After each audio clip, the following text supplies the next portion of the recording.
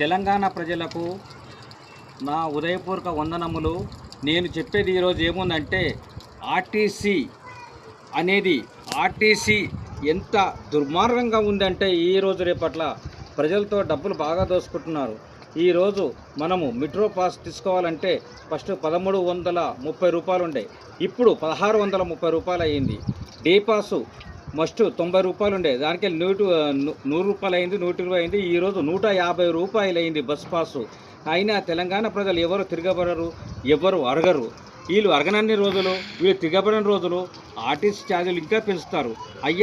అయ్యా తెలంగాణ కాంగ్రెస్ గవర్నమెంట్, రేవంత్ రెడ్డి గారు, పొన్నం ప్రభాకర్ గారు, మీరు బస్సులు ఎక్కేటప్పుడు ఇది గర్భిణీ స్త్రీల సీట్లు, ఇది బాలింతల సీట్లు, ఇది లేడీస్ సీట్లు అని రాసి పెడతారు.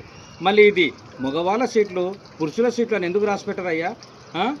ఇది రాసి పెట్టాలని మా యొక్క డిమాండు, మా యొక్క తెలంగాణ ప్రజల డిమాండు.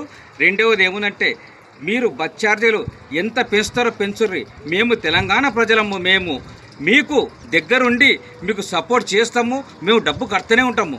మీరు మాత్రం మాకు బస్సులో సీటు ఇవ్వకండి, మాకు మాత్రం ఛార్జీలు విపరీతంగా దోసుకోండి. ఈ ఆడవాళ్ళకు బస్సు ఫ్రీ గవర్నమెంట్ ఇస్తుందని మీరు చెప్పుకోండి. ఎంతైనా దోసుకునేది మాలాంటి మగవాళ్ళతో, మాలాంటి వాళ్ళతో దోసుకొని బస్సు ఫ్రీ ఇచ్చింది, మీ పేరు సంపాదించుకొని కాంగ్రెస్ ప్రభుత్వానికి మంచి పేరు తెచ్చుకోండి. కానీ మాకు సీట్లు కూడా, నిలబడికే సీట్లు కూడా ఇవ్వకండి. కనీసం ఈ బస్సు పోతుందిరా అంటే ఒక్క కాలు పెట్టి అడుగుజోగా. కనీసం ఇది ఫస్ట్ నుంచి లాస్ట్ దగ్గర లేడీసే ఉంటారు, మధ్యలో జెంట్స్కు సీట్లే ఇయ్యారు. ఇది అడిగేటోడే ఉంటాడు, అడగం కూడంగా. ఈ కాంగ్రెస్ ప్రభుత్వం మరి అద్రగానంగా తయారైంది.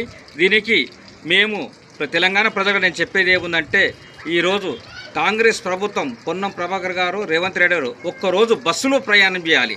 అంటే మీరు మీ మంత్రిగా కాకుండా సామాన్య మానవునిగా, సామాన్య ప్రజల్లో మీరు ప్రయాణం చేసి మాకు చెప్పండి.